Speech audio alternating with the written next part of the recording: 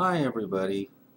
I was watching some videos on YouTube a while ago, and I saw a pretty funny one by a guy named Tony Prime, and he was talking about his time when he was part of a district convention symposium where he was being interviewed as a youth.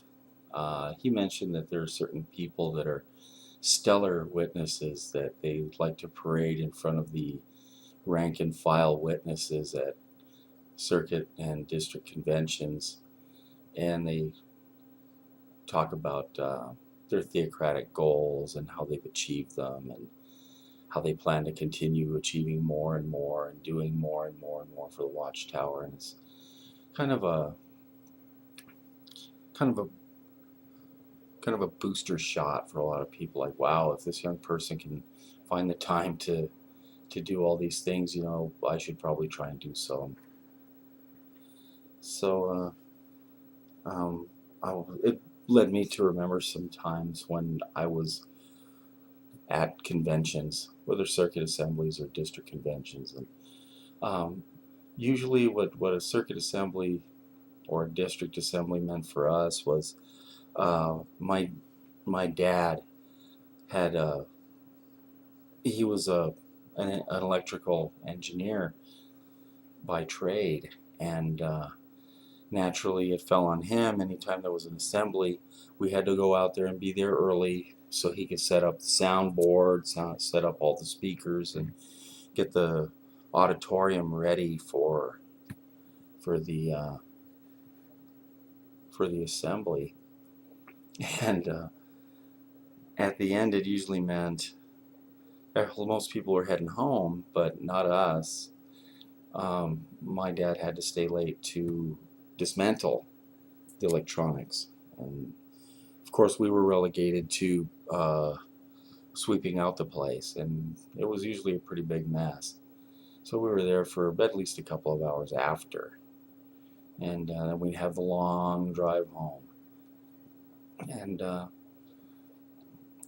as we got older, um,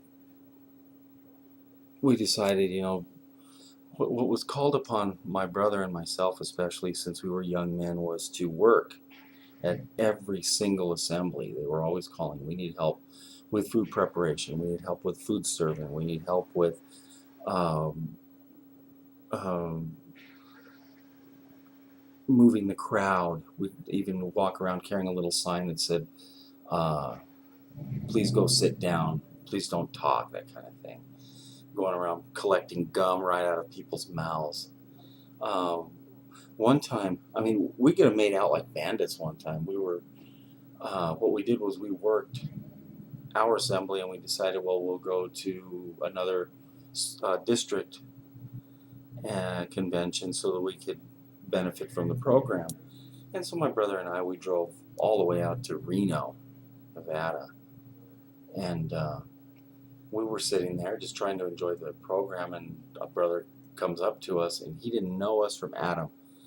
We were just sitting there in our suits, and he said, we need help. We need you to go gather uh, uh, the funds out of the collection boxes and take them up to the accountants. And so my brother and I, we were honest people. We went and we gathered all the money, and we put all of the money uh, in the hands of the accountants. But when I think about it now, we could have been anybody. They didn't know who we were. And we could have just gone around and collected all the money out of the collection boxes and then just gone home. But it was usually lots of work. There were times when, like my folks, they would go to their district assembly, we'd go with them, and we'd end up working the assembly, and then we'd say, well, we're going to go to another circuit so we can just enjoy the program. And we'd drive usually it was the next weekend or the weekend after that, we would go over there. And one time we drove all the way to Tucson, Arizona, and we attended the first session on I think it was Friday. And then the rest of the weekend we spent just doing stuff around the area. You know, we didn't go to the assembly the rest of the time. We were just goofing around, enjoying the amenities at the hotel, and just taking like a little mini vacation. You know, another time we went to a district convention, and there was a group of young people in the congregation, our specific congregation, and they said, why don't you guys come to our hotel? You know, we'll hang out in the lobby and we'll figure out something fun to do. Well, wasn't really into all that, but we decided to give it a try. We picked up another buddy of ours that was attending the same convention, and we went over to their hotel and we hung out in the lobby for a while. And there was a married pioneer sister that was flirting with me and trying to get me to have some drinks with her at the bar, and I'm like, no, I don't drink anymore. I've got a problem. I bend my elbow too much, And she just kept insisting that I have some drinks with her and have some drinks with her. Finally, her husband came down and he saw this, and he's like, why can't you just leave the guy alone? He says he don't want to have a drink, And so I got up and I went back to hang around with the other young people, and they were just sitting around. They weren't really talking or anything. They were just kind of sitting in the lobby of this big, massive hotel. And my brother was there, and our buddy was there, and there were like 4 girls and a couple of other guys there. And nobody was talking. There was nothing fun to do. And sarcastic guy that he was, my brother said, hey, at the end of the session today, the brother recommended that we retire to our rooms and meditate on the spiritual food that the faithful and discreet slave had provided for us today. So I think me and my brother are going to go do just that. And so we excused ourselves and we went back to our hotel. And whatever year this was mid-'80s. And I mean, the highlight of that district convention was watching Howard the Duck that night on hotel pay-per-view or HBO or whatever it was on. And that was, we really enjoyed the movie. It was really funny, and we thought it was great, and it was better than hanging around with that bunch of, lame ducks. And it's funny because Howard the Duck came on Cinemax or something the other day, and I was going to check it out, and I couldn't even sit through 10 minutes of it. I thought it was such a lame duck movie. Forgive the pun. But it was a lot better than that Assembly, I can tell you that. Other time, we were told we were going to be captains at a district convention, my brother and I. And they got a couple of other guys there that were bucking for ministerial servant. And they had a little meeting with us before the assembly at our hall, and they said, we've selected you guys to be our captains, and we need for you to get the snacks set up at different areas of the Cow Palace. So it's an auditorium where the district convention was being held in San Francisco. And so I'm like, wow, we're going to be captains, huh? And these guys were all puffed up with pride about being the captains. And my brother and I, we'd been to enough assemblies already to know that a captain pretty much sails a ship alone if his crew doesn't show up. And that's exactly what happened. The morning first session came, and my brother and I showed up with the other 2 captains, and we started getting our pallet jacks loaded up, and so we could haul our food over to the different stations. My brother had one station in one area, I had another station in another area, and so we went to set up his first, and the other 2 captains, they said, what are you guys doing? We're captains. Wait for our crews to get here. And they're the ones that are supposed to do the work. We're just supposed to supervise. And he said, yeah, good luck with that.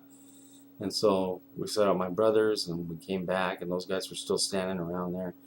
and we started to haul my stuff away, and here comes a group of elders, two of the elders from our congregation, and then the big head cheese, Mr. Numero Uno, and the circuit overseer, and a couple of other elders from some Bay Area congregations. They were walking around over there, and they saw these guys standing around in the warehouse where all the food was kept, and they said, "What are you guys doing?" I said, "Well, we're waiting for our crews to get here." And they said, "Well, your crews apparently haven't shown up. You guys have to go and set up your areas. You got like 15 minutes before people start filing in here." And so when they commended me and my brother for thinking ahead and for being so theocratic and knowing that our responsibility was to do more and more and more, you know. And the idea was, they lure you in and give you the title of captain with the idea that people are going to show up and help you, so that they know absolutely positively you will be there to boss people around, and nobody's going to be there to boss around, so at least they've got somebody there to do their legwork for them. So yeah, we didn't learn a whole lot at most conventions. I mean, I thought about reporting them to the health department, especially over at the Cow Palace. This is when they used to serve food, and they used to leave the food thawing out overnight on long tables in the warehouse.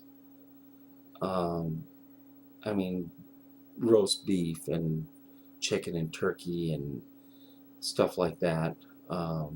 Everything was frozen, and they thaw it out overnight and just leave it there. And there were cats who used to get in from the outside, and they'd be climbing all over these things. That's what our job was one time: stay up all night and make sure nobody gets in and steals anything, and make sure the cats don't contaminate all the food. And I really felt like, you're not supposed to thaw this kind of stuff out, leave it out at room temperature for hours and hours and hours, and then serve it to people. I'm really surprised that a lot of people didn't end up with some kind of salmonella poisoning or botulism or something. Whether maybe that was the Holy Spirit at work, Well, yeah, the district conventions for me were, when I was really young, it was nap time, And as I got older, it was kind of nap time.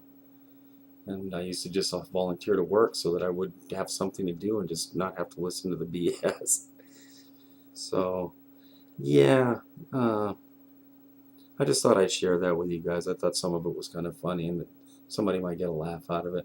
Thanks for listening, and have a good day. Bye-bye.